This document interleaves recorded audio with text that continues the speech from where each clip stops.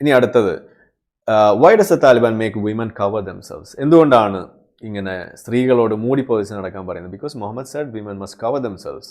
അതാണ് പറഞ്ഞത്, നിങ്ങൾ മൂടി പൊതിച്ച് നടക്കണം. കാരണം എന്താണ്? പൂവാലന്മാർക്ക് പ്രശ്നമാവും. ഹിജാബ് സംബന്ധിച്ച് നമ്മൾ ഇഷ്ടംപോലെ വീഡിയോ ചെയ്തിട്ടുള്ളതുകൊണ്ട് ഹിജാബ് ഒരു തീട്ടക്കഥ എന്ന ഒരു വീഡിയോ ഇതിനകത്ത് തന്നെ കിടപ്പുണ്ട്.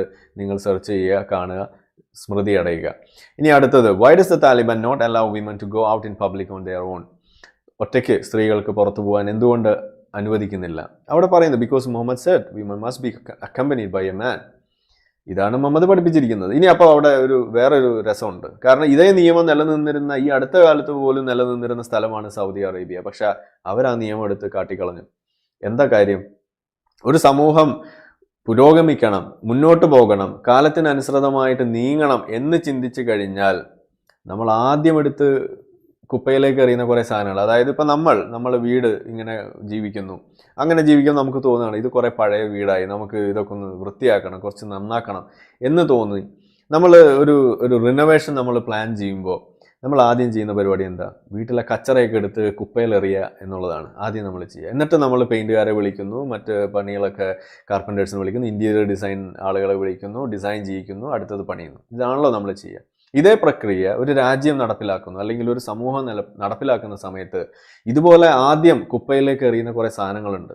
അതിൽപ്പെട്ട ഒന്നാമത്തെ സാധനമാണ് ഇസ്ലാം എന്നുള്ളത് നമുക്ക് വളരെ ഭംഗിയായിട്ട് കാണിച്ചു തന്നുകൊണ്ടിരിക്കുന്ന ഒരു രാജ്യമാണ് സൗദി അറേബ്യ.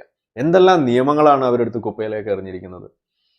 ഈ പറയുന്ന സ്ത്രീ പുറത്തേക്ക് പോകുമ്പോൾ പുരുഷൻ ഉണ്ടാകണം എന്ന നിയമം പോലും ഇസ്ലാമിലെ ഏറ്റവും പ്രധാനപ്പെട്ട നിയമമാണ്. ഇങ്ങനെ പലതും എടുത്തു കളഞ്ഞിട്ടുണ്ട്. പലതിലെയും ഹലാലും ഹറാമും ഒക്കെ മാറി മറയുന്നത് നമ്മൾ കണ്ടിട്ടുണ്ട്. ഏറ്റവും ഒടുവിൽ നമ്മൾ കണ്ടു ലിവിങ് ടുഗദർ എന്ന് പറയുന്ന കൺസെപ്റ്റ് ഇസ്ലാമിന് അന്യമാണ്.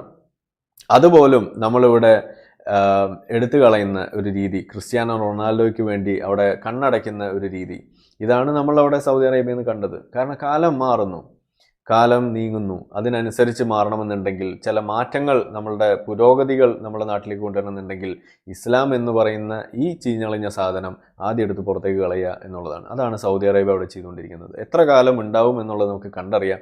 ഏതായാലും കാര്യങ്ങളുടെ പോക്ക് ഇങ്ങനെയൊക്കെയാണ്. ഇനി ഒറ്റ കാര്യം കൂടി ലാസ്റ്റ് ഞാൻ പറയുന്നു. അതായത് ഇപ്പോൾ ഈ നടന്നുകൊണ്ടിരിക്കുന്ന കാര്യങ്ങൾ സൗദി അറേബ്യ ചെയ്യുന്നത് അങ്ങ് മാറ്റി വെച്ചിട്ട് താലിബാൻ ചെയ്തുകൊണ്ടിരിക്കുന്ന കാര്യങ്ങൾ നമ്മൾ എടുക്കുക.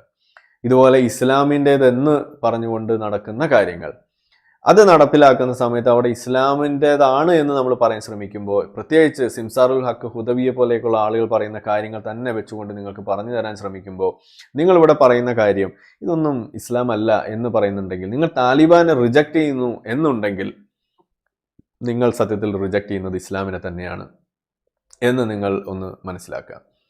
ഇതറിയാതെ നിങ്ങൾ ഇസ്ലാമിനെ തള്ളി പറഞ്ഞാൽ നിങ്ങൾ ശിർക്ക് ചെയ്യുന്നവരാകുന്നു. നിങ്ങൾ രണ്ടാമത് കലിമ ചൊല്ലാൻ തയ്യാറായിക്കൊള്ളൂ എന്നുള്ളതേ എനിക്ക് പറയാനുള്ളൂ. ഏതെങ്കിലും വിശ്വാസി താലിബാനെ റിജക്റ്റ് ചെയ്യുന്നുണ്ടെങ്കിൽ നിങ്ങൾ അവിശ്വാസിയായി കഴിഞ്ഞിരിക്കുന്നു, നിങ്ങൾ ഇസ്ലാമിനെ തള്ളിക്കളഞ്ഞിരിക്കുന്നു. വലിയ പാപമാണ്. നിങ്ങൾ നരകത്തിൽ കടന്ന് വെന്ത് പൊരിയും, അൽഫഹം വെന്തില്ല എന്നുള്ളൊരവസ്ഥയിലേക്ക് പോകും. അപ്പോൾ അതുകൊണ്ട് നിങ്ങൾക്ക് ഇസ്ലാമിനെ തള്ളാതെ താലിബാനെ തള്ളാൻ കഴിയില്ല എന്നുള്ളതാണ് എനിക്ക് പറയാനുള്ളത്. ഇനി ഇത് സംബന്ധിച്ച് വേറൊരു തരത്തിലുള്ളൊരു സാധനം കൂടി നമ്മൾ മുന്നേ ചെയ്തിട്ടുണ്ട്. തബ്ലീഗ് ജമാഅത്തിനെയും അതുപോലെ മറ്റൊരു ചെറിയ സംഘടനയും സൗദി അറേബ്യ നിരോധിക്കുകയുണ്ടായി.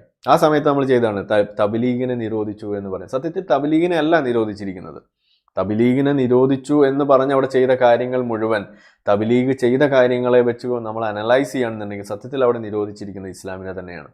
ഈ വീഡിയോ കിടപ്പുണ്ട്, നിങ്ങൾക്ക് വിശദമായിട്ട് കാണാം. അതിൻ്റെ വാർത്താ പശ്ചാത്തലം നിങ്ങൾക്ക് മനസ്സിലാവും. ഇത് നിങ്ങൾ കണ്ടിരിക്കേണ്ട കാര്യമാണ്.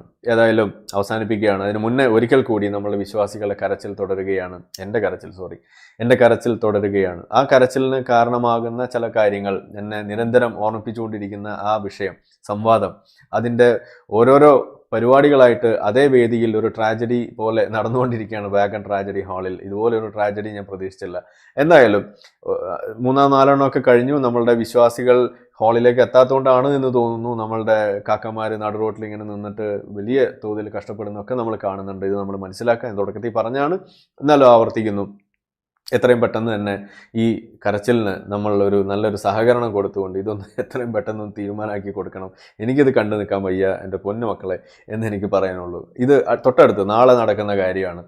തിരൂര് ഇതേ വാഗൺ ട്രാജഡി ഹാളിൽ തന്നെയാണ്. നമ്മളുടെ പല പല വേണ്ടപ്പെട്ട ആളുകൾ, പ്രത്യേകിച്ച് നമ്മൾ അബ്ദുൽ അസീസ് പൊന്മുണ്ടം എന്ന് പറയുന്ന നമ്മളുടെ പൊന്മുണ്ടം സാഹിബുണ്ട്, തെളിവ് ചോദിച്ച് നടക്കുന്നുണ്ടായിരുന്നു.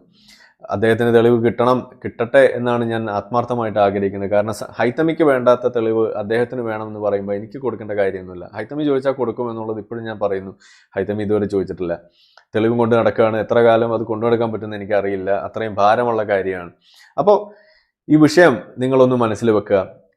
താലിബാനെ തള്ളുന്ന ആളുകൾ ഒരു കാര്യം അവസാനമായിട്ട് ഒന്നും കൂടി ഒന്ന് ഓർത്തുകൊണ്ട് നമുക്കിവിടെ വൈൻഡപ്പ് ചെയ്യാണ്, ഓർമ്മിപ്പിച്ചുകൊണ്ട് ഞാൻ വൈൻഡപ്പ് ചെയ്യാണ്. നിങ്ങൾക്ക് താലിബാനെ തള്ളാം ഇസ്ലാമിനെ തള്ളിക്കൊണ്ട്, അല്ലാതെ നിങ്ങൾക്ക് താലിബാനെ തള്ളാൻ കഴിയില്ല. അങ്ങനെ തള്ളുന്നുണ്ടെങ്കിൽ നിങ്ങൾ കലിമ ചെല്ലാൻ തയ്യാറായിക്കോളി മക്കളെ എന്ന് എനിക്ക് പറയാനുള്ളൂ. ഇത്തരം പറഞ്ഞുകൊണ്ട് തൽക്കാലം നിർത്തുന്നു. ഈ വരുന്ന കാസർഗോഡ് 13-ാം തീയതി നടക്കുന്ന ഇൻസെപ്ഷൻ എന്ന് പറയുന്ന എസൻസിൻ്റെ പ്രോഗ്രാമിൽ നമ്മൾ ഇരുവാദ ജിഹാദ് എന്ന് പറയുന്ന ഒരു പ്രോഗ്രാം നടത്തുന്നുണ്ട്. നമ്മൾ ഓരോ സമയങ്ങളിലും ഏർപ്പെടുന്ന കാര്യം, അതായത് എല്ലാത്തിൻ്റെയും ഒരു എല്ലാ കാര്യത്തിലും ഒരു വിക്ടിം കാർഡ് പ്ലേ ചെയ്യുന്ന ഒരു കാര്യം. വിക്ടിം ബ്ലെയിമിംഗ് അല്ല, വിക്ടിം കാർഡ് പ്ലേയിങ്. അത് നമ്മൾ എപ്പോഴും ചെയ്യുന്ന ഒരു കാര്യമാണ്, വിക്ടിം പ്ലേയിങ് എന്ന് പറയുന്ന ഒരു മെൻറ്റാലിറ്റി. അതിനെക്കുറിച്ചുള്ള ഒരു സംഗതിയാണ്. അത് കുറച്ച് സാമുദായികമായിട്ടുള്ള ചില കറണ്ട് ഇഷ്യൂസൊക്കെ വെച്ച് കണക്ട് ചെയ്തുകൊണ്ടുള്ള ഒരു ചെറിയ പ്രസൻറ്റേഷനാണ്. എന്താണ് അത്, നമ്മൾ എങ്ങനെയാണ് അതിൽ പെടുന്നത്, എങ്ങനെ അതിൽ നിന്ന് രക്ഷപ്പെടാം, നമ്മൾ ചെയ്യുന്നവരാണെങ്കിൽ അതിൽ നിന്ന് എങ്ങനെ ഒഴിവാകാം എന്നൊക്കെ ഉള്ളത് സംബന്ധിച്ചുള്ള ഒരു പ്രസൻറ്റേഷനാണ് ഉദ്ദേശിക്കുന്നത്. ലൈവ് ഏതായാലും കാണില്ല, അതിൻ്റെ റെക്കോർഡിംഗ് എന്തായാലും വരും. കഴിയുന്നത്ര ആളുകൾ നേരിട്ട് പങ്കെടുക്കുക. കാസർഗോഡ് ആദ്യമായിട്ട് നടക്കുന്ന പ്രോഗ്രാമാണ്. കഴിയുന്നത്ര ആളുകൾ നേരിട്ട് തന്നെ ആ ഭാഗത്തുള്ള ആളുകൾ, കണ്ണൂർ കോഴിക്കോടൊക്കെയുള്ള ആളുകൾ പങ്കെടുക്കാൻ ശ്രമിക്കുക, പരിപാടി വിജയിപ്പിക്കുക. വാഗൺ ട്രാജഡി ഹാളിൽ നാളത്തെ കാര്യം അത് നിങ്ങൾ മറക്കരുത്. എല്ലാവരും എല്ലാ പരിപാടിയും വിജയിപ്പിക്കണം. കാരണം ഇത് പരിപാടികളിലൂടെ തന്നെയാണ് നമുക്ക് പരസ്പരം അറിയാനും പറയുന്ന കാര്യങ്ങൾ കൂടുതൽ ആളുകൾക്ക് എത്താനും ഒക്കെ സാധിക്കുകയുള്ളൂ എന്ന് നമ്മൾ തിരിച്ചറിയുക. ഇതാണ് ജനാധിപത്യത്തിൻ്റെ രീതി എന്ന് നമ്മൾ മനസ്സിലാക്കുക.